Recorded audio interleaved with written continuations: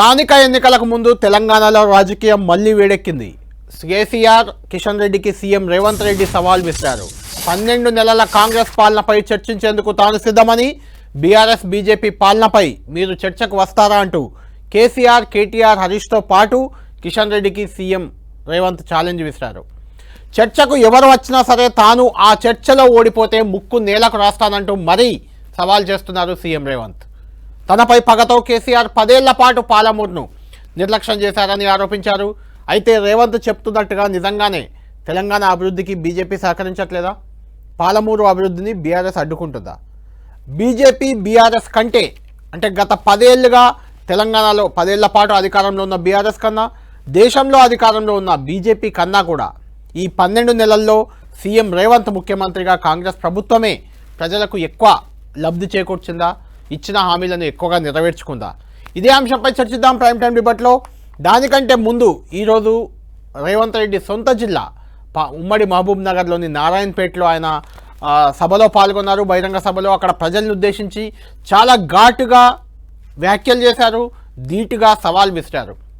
Right, మొత్తానికి సొంత జిల్లా ఉమ్మడి పాలమూరులో ఈరోజు జరిగిన నారాయణపేట సభలో రేవంత్ రెడ్డి మాట్లాడిన విధానం చూసాం. చాలా సీరియస్గా ఘాటుగా రియాక్ట్ అయ్యారు ఆయన.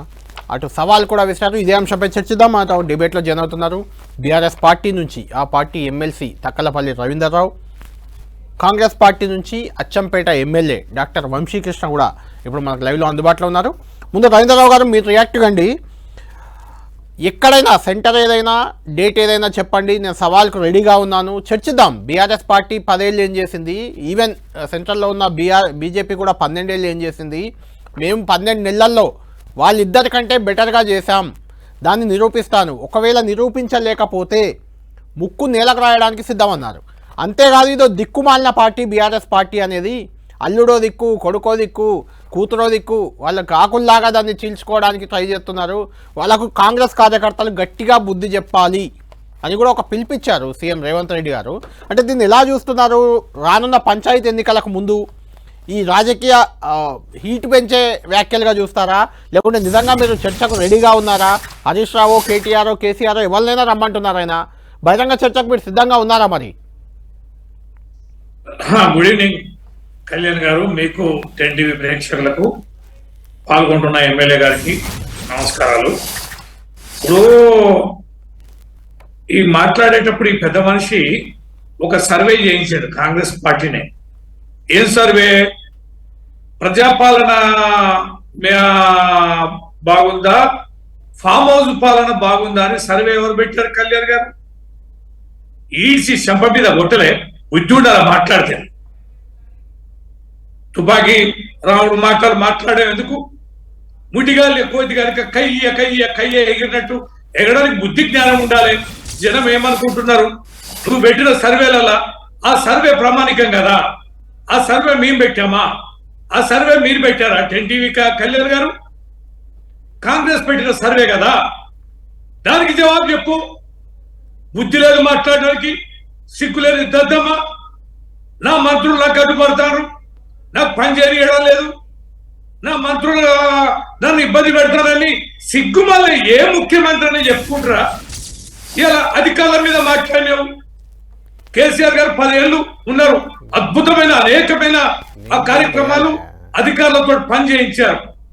ఇవాళ రైతు బంధు లాంటి వేగవంతమైంది, మిషన్ భగీరథ వేగవంతంగా, ప్రాజెక్టులు, రిజర్వాయర్లు, మిషన్ కాకతీయలు అనే పచ్చదనం, పరిశుభ్రత, పట్టణం ప్రగతి, పల్లె ప్రగతి, అనేకమైన కార్యక్రమాలు, సంక్షేమ కార్యక్రమాలు, రెసిడెన్షియల్ స్కూళ్ళు, హాస్పిటళ్లు వేగవంతంగా పరిగెత్తిస్తే ఇదే అధికారులు కదా? దివాల కోరి మాటలు కదా ఇది? నీ చేతగలుతనం కదా? పారిపోయే ధోరణి కదా? ఎన్ని సిగ్గుమాలిన మాటలు మాట్లాడినావు? ఎంతమంది మీద ప్రమాణం చేశావు? నీకు ఆ రుణమాఫీ ఏకకాలంలో 2 లక్షలు చేస్తా అన్నాం. 2 లక్షల రుణమాఫీ ఎంత పర్సెంటేజ్ రైతులకు అయింది? ఎంతమంది రైతులకు ఇచ్చావు? ఎంతమంది రైతుల అకౌంట్లలో డబ్బులు వేశారు? క్లారిటీ ఉందా? చెప్పారా? ఊరికనే 20,000 కోట్లు వేసాం, 40,000 కోట్లు, 20,000 కోట్లు ఎలకేట్ చేశారు. కానీ రైతుల అకౌంట్లో పడి ఏ గ్రామం అయినా 30%, 40% కాలేదే. నీ స్కీమ్ ఒక్కటి పెడితే అది సక్సెస్ కాదు. ఆర్టీసీ బస్సులలో మహిళలు ఎక్కిస్తే తన్నుకొని వస్తున్నారు మహిళలు, అది గోసపుచ్చుకుంటున్నారు. ఇవాళ బోనస్ మొత్తం పండిన ధాన్యానికి ఇస్తున్నాం. ఇవాళ ఇచ్చింది ఏమి ఇచ్చాం? సన్నోట్లకు బోనస్ అది కూడా ఒడ్ల ముక్కున్నాక 13 ఇదే అంశాలపై చర్చకు రెడీ అంటున్నారు. మీరు వస్తారా చర్చకు? మీరు వస్తారా? కేసీఆర్ కేటీఆర్ ఎవరు వస్తారు? మీరు రెడీ? పెదవ మాటలు, సిగ్గుమాల మాటలు, దివాల కోరు మాట్లాడే ఇట్లాంటి పిచ్చిలేసిన పిచ్చి ప్రలాపాలు మాట్లాడుకోవడానికి ఎవరు సమాధానం చెప్తారండి? ఈయన ఏ పార్టీకి ముఖ్యమంత్రి? కాంగ్రెస్ పార్టీకి ముఖ్యమంత్రి అయితే ఈ రాష్ట్రాన్ని పరిపాలించిన 48 సంవత్సరాల్లో ఇలా పాలమూరు గన్నం పుచ్చుకుంది కాంగ్రెస్ పార్టీ కదా.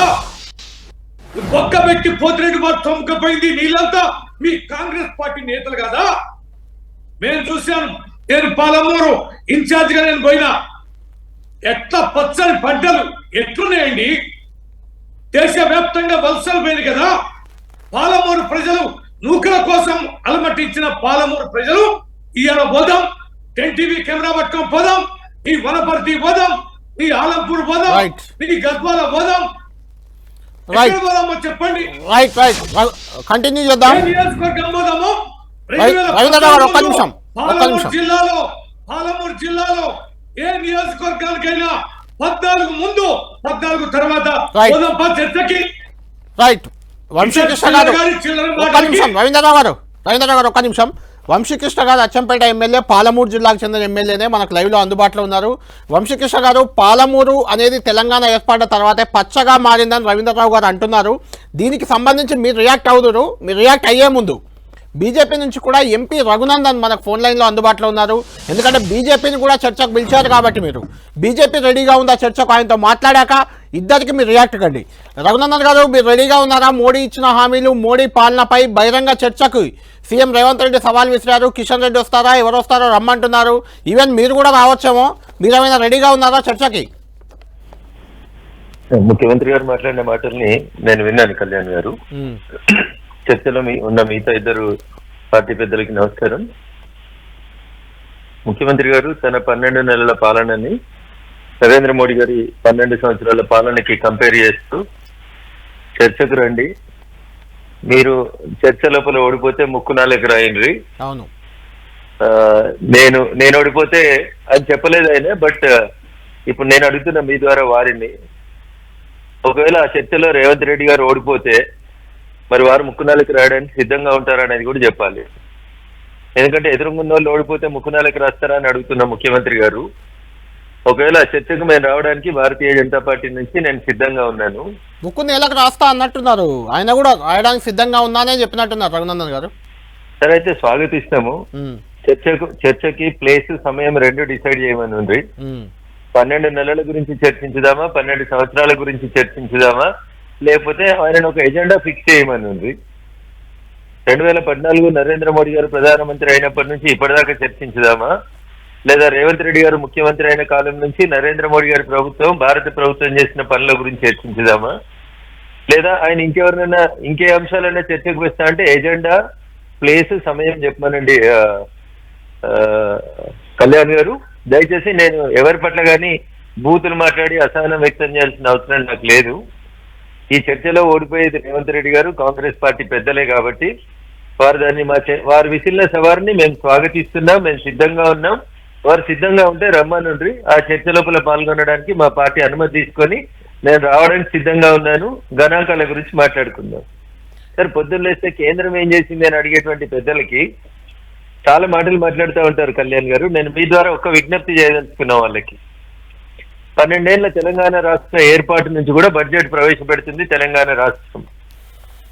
ఎప్పుడైనా వాళ్ళు ప్రవేశపెట్టిన జిల్లాలో ఇగో మెదక్ జిల్లాకి ఇన్ని పైసలు, వరంగల్ జిల్లాకి ఇన్ని పైసలు, కరీంనగర్ జిల్లాకి ఇన్ని పైసలు, రంగారెడ్డి జిల్లాకి ఇన్ని పైసలు అని చెప్పి అట్లా పెడతారా సార్ బడ్జెట్? మరి నాకు ఊహ తెలిసినప్పటి నుంచి అయితే రాష్ట్రాల బడ్జెట్ రాష్ట్రాన్ని సమగ్రంగా, భారతదేశ బడ్జెట్ దేశాన్ని సమగ్రంగా తీసుకుని బడ్జెట్ పెడతారు. కానీ ఇప్పుడు అట్లా మాట్లాడుకుంటూ పోతే రేపు రంగారెడ్డి, పాత రంగారెడ్డి జిల్లా లేదా జిల్లా నాయకులు రివర్స్ అయ్యి మొత్తం పైసలు మాయే, రంగారెడ్డి జిల్లా నుంచే పైసలు పన్నులు వస్తున్నాయి, మరి ఆదిలాబాద్కి ఎందుకు పెడతారు, మహబూబాబాద్కి ఎందుకు పెడతారు, లేదా అచ్చంపేటకి ఎందుకు పెడతారు అని గొడవ చేస్తే దాంట్లో ఏమైనా అర్థం ఉంటుందా కళ్యాణ్ గారు?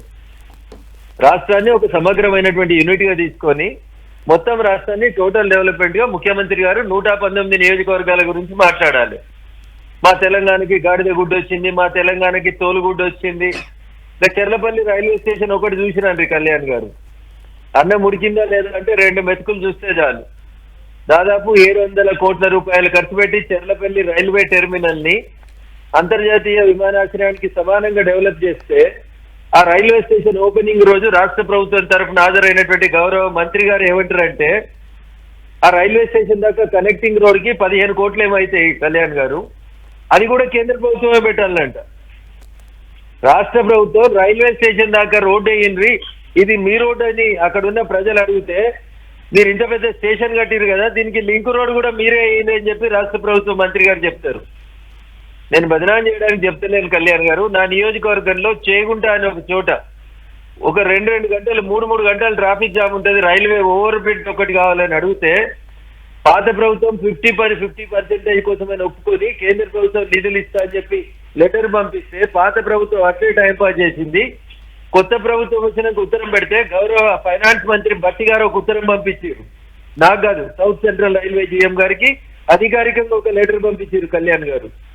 దీనికి అయ్యే 50% నిధుల్ని రాష్ట్ర ప్రభుత్వం భరించలేదు, రైల్వే స్టేషన్లు రైల్వే ఫ్లైఓవర్ బ్రిడ్జిలు ఏవి కూడా మేము ₹1 కూడా పెట్టము, మీరే పట్టుకోండి అని చెప్తే ఇప్పుడు చేగుంట దగ్గర రైల్వే బ్రిడ్జిని 100% కేంద్ర ప్రభుత్వం నిధులతో నేను మంజూరు చేయించుకొని తెచ్చుకున్నాను. కాబట్టి దేశ బడ్జెట్ ని తెలంగాణకి ఏమొచ్చింది ఆంధ్రాకి ఏమొచ్చింది అని కాకుండా చివరికి ఒక మాట చెప్పి ముగిస్తా, టైం కలిసిపోయింది నాకు తెలుసు కాబట్టి. పాత ప్రభుత్వంలో పైసలన్నీ సిద్దిపేటకు పోతాయి, సిరిసిల్లకు పోతాయి, గజ్వేల్ పోతాయి అని అప్పుడు ప్రతిపక్షంలో ఉన్న రేవంత్ రెడ్డి గారు మాట్లాడిండ్రు, రఘునందన్ రావు మాట్లాడిండ్రు. ఇలా ప్రభుత్వం మారింది, రేవంత్ రెడ్డి గారు ముఖ్యమంత్రి అయిండ్రు. సిద్దిపేట వాళ్ళు సూడా చేసుకున్న వాళ్ళు, గజ్వేల్ వాళ్ళు గడా చేసుకున్నారు. ఇలా రేవంత్ రెడ్డి గారు ముఖ్యమంత్రి అయితే కూడా అయింది.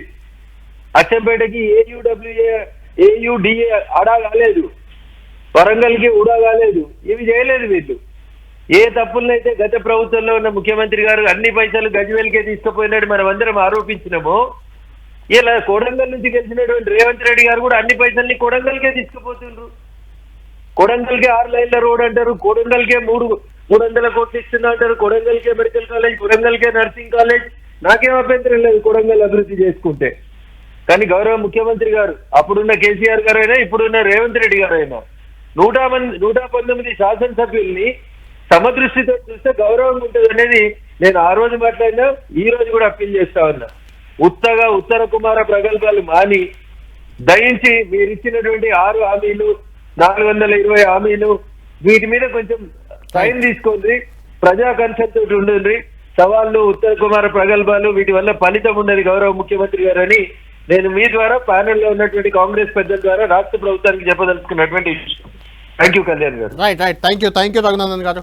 వంశీకృష్ణ గారు మీరే రియాక్ట్ కావాలి. బీఆర్ఎస్ బీజేపీ వాదన చూసాం, వాళ్ళు బహిరంగ చర్చకు రెడీ అంటున్నారు. 12 నెలల్లో మీరు వాళ్ళు 10 ఏళ్ళు 12 ఏళ్ళు చేసిన పాలన కంటే గొప్పగా చేశాం, నేను ముక్కు నేలకు రాయడానికి రెడీ అని రేవంత్ రెడ్డి గారు చెప్తున్నారు. నిజంగా బహిరంగ చర్చకు రెడీ ఉన్నారా రేవంత్ రెడ్డి గారు కాంగ్రెస్ పార్టీ? 100% రెడీగా ఉన్నారు. మా గౌరవ ముఖ్యమంత్రి గారు 100% ఓపెన్ డిబేట్ కు రెడీగా ఉన్నారు. ఇవాళ నారాయణపేట బహిరంగ సభలో ఈ మాట చెప్పడం జరిగింది, నేను కూడా అక్కడే ఉన్నాను. అవును. ఎందుకు ఈ మాట అనాల్సి వచ్చిందంటే ఒకరేమో 12 సంవత్సరాలు చేస్తున్నారు సెంట్రల్ గవర్నమెంట్ ఉన్నటువంటి బీజేపీ ప్రభుత్వం, మరి గతంలో ఉన్న బీఆర్ఎస్ ప్రభుత్వం 10 సంవత్సరాలు వాళ్ళు కూడా ఇది రాష్ట్రాన్ని పరిపాలన చేశారు. ఈ మాట ఎందుకు అనాల్సి వచ్చిందంటే మీరు 10 సంవత్సరాలలో చేయలేనటువంటిది బీఆర్ఎస్ పార్టీ, అదేవిధంగా బీజేపీ పార్టీ 12 సంవత్సరాల్లో చేయలేనటువంటి పని మేము ఆల్రెడీ స్టార్ట్ చేసినాము. ఇది ఎందుకు అనాల్సి వచ్చిందంటే ముఖ్యంగా ఈ మధ్య కాలంలో కేటీఆర్ గారు, హరీష్ రావు గారు, మరి కేసీఆర్ అయితే ఇంకా బయటికి రాలేదు. బయటికి వస్తే కొడతా వేస్తా దెబ్బ అంటున్నాడు. మరి ఏం దెబ్బ వేస్తాడో ఇలా మా ముఖ్యమంత్రి గారు చెప్పాను కదా, వాటర్ వేస్తారా ఆపేస్తారా పుల్లు వేస్తారా అనేది. సరే, దట్ ఇస్ డిఫరెంట్ ఇష్యూ. ఒకటి నేననేది ఏమిటంటే మేము 10-12 నెలలు అయింది 13 నెలలు ఇంకో 13 నెలలు అయింది. ఈ 13 నెలలు ఈ 13 నెలల్లో మేము ఇచ్చిన హామీలు దాదాపుగా 80 to 90% అమల్లోకి వచ్చినాయి. ఇంకా కొన్ని పెండింగ్ లో ఉన్నాయి. వాళ్ళు 10 సంవత్సరాలలో 108 ఏంటి మన మేనిఫెస్టో 108 అంశాలు పెట్టారు గత బీఆర్ఎస్ పార్టీ. దాంట్లో వాళ్ళు నెరవేర్చినవి 30% కూడా కావు. ఎగ్జాంపుల్ చెప్తాను మీకు. దళితుల్ని సీఎం చేస్తానడు. నేను వంశకృష్ణ గారు అది మేనిఫెస్టోలో ఉన్న అంశం కాదు. దళిత సీఎం అనేది మేనిఫెస్టోలో లేదు. మేనిఫెస్టోలో లేదు అది. ఆ మేనిఫెస్టోలో ఉన్న అంశాలు చెప్తాను. డబుల్ బెడ్రూమ్ కథ పెద్ద కథ ఏంటంటే దసరా పండుగ అల్లుడు వస్తే అత్త చీరేణ మార్చుకోవాలి, అల్లుడు ఎక్కడ కూర్చోవాలి, మామ సొంగేరు తాగాలి, బర్రెగూట్లు ఏడగట్టేయాలి, మేక పిల్లలు ఏడబెట్టాలి.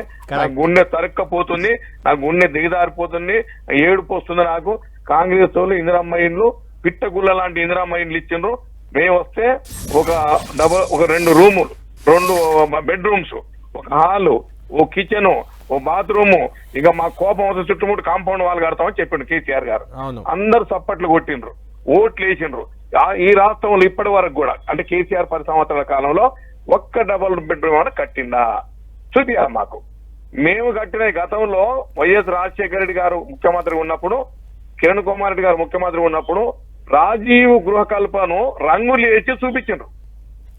అదే కాకుండా ఒక్క దగ్గర కూడా హౌస్ సైట్ చేయలే. ఇకపోతే దళితులకు ఏం చెప్పిండు, అసలు లేనోడికి 3 ఎకరాలు ఇస్తా, 1 ఎకరం ఉన్నోడికి 2 ఇస్తా, 2 ఉన్నోడికి 1 ఇస్తా, ఇచ్చి ఊకుండా నేను బోరేస్తా, పైప్ లైన్ ఇస్తా, మళ్ళీ దాంతో అయిపోతా, మళ్ళీ ఖర్చులో చెప్పిండు. అంత దళితులందరూ కూడా సపోర్ట్లు కొట్టిండ్రు. ఎవరికన్నా 1 ఎకరం మూవిచ్చిండా? కళ్యాణ్ గారు ఈ రకంగా చెప్పుకుంటూ పోతే చాలా అంశాలు ఉన్నాయండి. రైట్ అంటే చాలా అంశాలు మీరు నెరవేర్చలేదు, చాలా హామీలు మీరు అమలు చేయలేదు.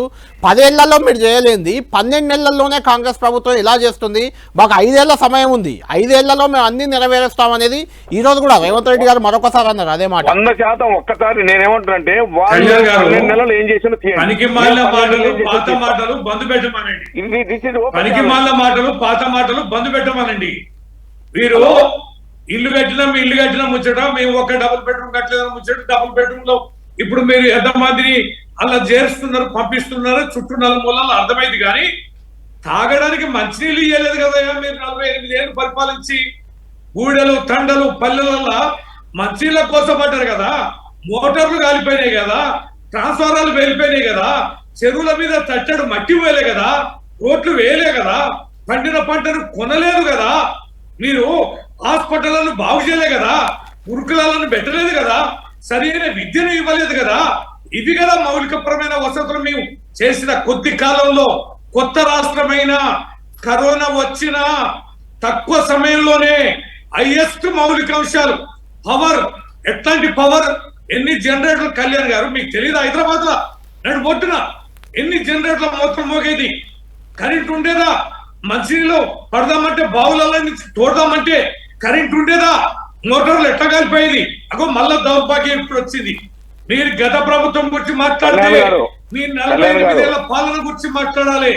మీరు పట్టించిన దరిద్రాన్ని మీ కడిగి బాగు చేసినాం.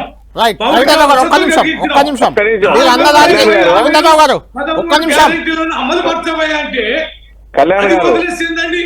ఒక్క నిమిషం రవీంద్రరావు గారు, ఒక్క నిమిషం. వంశీకృష్ణ గారు చెప్పండి. కళ్యాణ్ గారు, నేను ఒక క్వశ్చన్ వేస్తా ఆయనకు. కేసీఆర్ 10 సంవత్సరాలలో ఈ ఎలక్ట్రిసిటీకి సంబంధించి, విద్యుత్ శక్తికి సంబంధించి ఇప్పటి వరకు ఒక్క మెగావాట్స్ కూడా కొత్తగా ఆయన హయాంలో ఇయ్యలేదు. యాదాద్రి పవర్ ప్లాంట్ పెడితే అది ఇంకా మొన్నటి వరకు ఓపెన్ కాలేదు. వంశీకృష్ణ గారు, నేనే మిమ్మల్ని ఒక క్వశ్చన్ చేస్తా దీనికి సంబంధించి. అంటే నేను ఒక కామన్ మ్యాన్ గా, కామన్ జనం నుంచి వచ్చిన అభిప్రాయాన్ని ముందు పెడుతున్నా. నేను ఇక్కడ బీఆర్ఎస్ పక్షం కాదు, కాంగ్రెస్ కాదు. ఏంటంటే కేసీఆర్ కొత్తగా 1 మెగావాట్ ఇచ్చాడా లేదా పక్కన పెడితే, అదే అంటున్నాను. కొని ఇచ్చినా కూడా తెలంగాణకు విద్యుత్ కోత లేకుండా చేశారు, 24 గంటలు వ్యవసాయ రంగానికి ఇచ్చారనే క్రెడిట్ అవుతుంది కదా ఆయనకి. 24 గంటలు రాలేదండి కళ్యాణ్ గారు. సరే 24 కాకపోతే 20 గంటలు వచ్చింది, 18 గంటలు వచ్చింది, 18 గంటలు కాదు 11 గంటల కరెంట్ వచ్చింది. దీనికి 24 గంటల మా కోమటిరెడ్డి వెంకరెడ్డి గారు లాగ్ బుక్ చెక్ చేసిండ్రు. నేరుగా డైరెక్ట్ గా పోయి సబ్ స్టేషన్ లో ఏ రైట్ మీరు ధర్నా చేసిండ్రా? కరెంట్ ఇవ్వలేదని సబ్ స్టేషన్ దగ్గర ధర్నా చేసిండ్రా? ఏ రైట్ అయినా? 14 అవర్సే అటు ఇటుగా 11 అవర్స్ 14 అవర్స్ కరెంట్ ఇచ్చింది తప్ప వాళ్ళు ఏం చేశారంటే సోషల్ మీడియాను బాగా వాడుకున్నారు, ఎలక్ట్రానిక్ మీడియాను బాగా వాడుకున్నారు. వాళ్ళ కరపత్రం ఒకటి ఏంది మన నమస్తే తెలంగాణ టీవీలు అన్ని కూడా గవర్నమెంట్ ఎన్ని వాడాలని వాడి ఒక ప్రాపగండ చేసిండ్రు, ఒక ఫాల్స్ ప్రాపగండ చేసి ప్రజల్లో ఒకటి ఇది క్రియేట్ చేసిన మేము ఇస్తున్నాం మేము చేస్తున్నాం అని. ఇంకొక మాట ఏమంటున్నంటే మా కాంగ్రెస్ పార్టీ ప్రభుత్వంలో ఉన్నప్పుడే యాదాద్రి కానీ లేకపోతే కేటీపీఎస్ కానీ ఇవన్నీ కూడా మొత్తం ఇవాళ పవర్ కు సంబంధించి మేము పెట్టిన స్కీములే బయటకు వచ్చి మా స్కీముల ద్వారా నడుస్తుంది తప్ప కేసీఆర్ హయాంలో ఎక్కడ కూడా ఒక్క విద్యుత్ శక్తి ప్లాంట్ కూడా ఓపెన్ కాలేదు. అరకొరగా డబ్బులు పెట్టి కొని అప్పులు చేసి కేసీఆర్ తెచ్చింది రాష్ట్రానికంటే 8 లక్షల కోట్లు అప్పు తెచ్చిండు. 8 లక్షల కోట్లు అప్పు తెచ్చింది తప్ప ఇంకోటి చేయలేదు. కొత్త నీళ్లు కూడా ఎక్కడ కూడా రాలే. కాళేశ్వరం కంటే కూలేశ్వరం అయిపోయింది, అన్ని కూలిపోయినాయి. ఎక్కడ ఉందంటే ఒక్క ఎకరా కొత్త సాగునీరు వచ్చిన చెప్పమనండి. అప్పులు తీసుకొచ్చి ఏం చేశారండి ఈ రాష్ట్రాన్ని? అంతేందుకు ఇప్పుడు ఉద్యమ సమయంలో ఏం చెప్పిండు, ఆంధ్ర వాళ్ళు మన నీళ్లు తీసుకొని పోతా ఉన్నారు, ఇది అన్యాయం అక్రమం అని చెప్పి రకరకాల వ్యంగ్య భాషలో తెలంగాణ యాస భాషలో బ్రహ్మాండంగా మాట్లాడిండు. అప్పుడు ఓడ మీద ఓడ దిగారు గోడమల్ల అన్నట్టు ఉద్యమ సమయం అంతా అయిపోయి తెలంగాణ రాష్ట్రం రాగానే ఎక్కడ పోయిండు, రాయలసీమకు పోయిండు.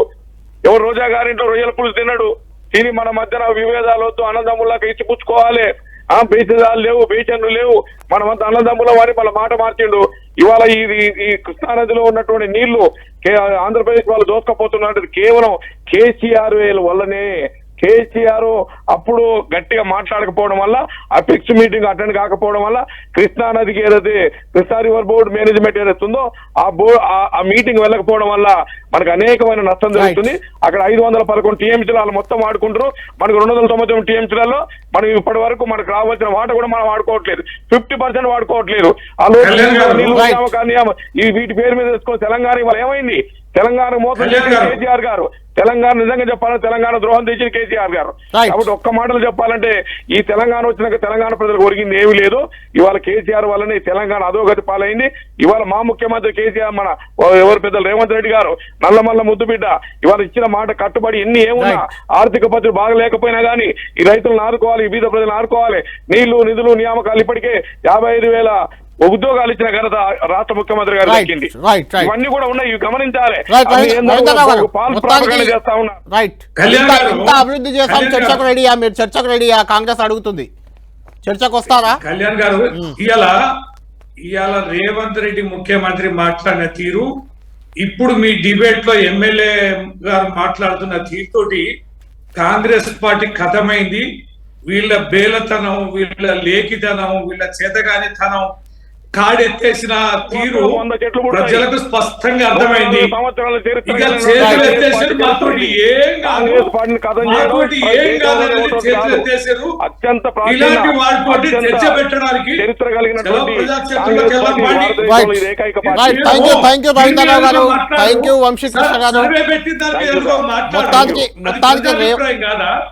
మొత్తానికి సీఎం రేవంత్ రెడ్డి విసిరిన సవాల్తో బీజేపీ బీఆర్ఎస్ మాత్రం ఫైట్ అవుతున్నాయి. ఖచ్చితంగా మేమే అభివృద్ధి చేశామన్నట్టు బీజేపీ బీఆర్ఎస్ కూడా చెప్తుంది. మరి చర్చ జరుగుతుందా? ఈ చర్చ అనేది టీవీ చర్చల వరకే పరిమితం అవుతుందా? మనం వేచి చూడాలి.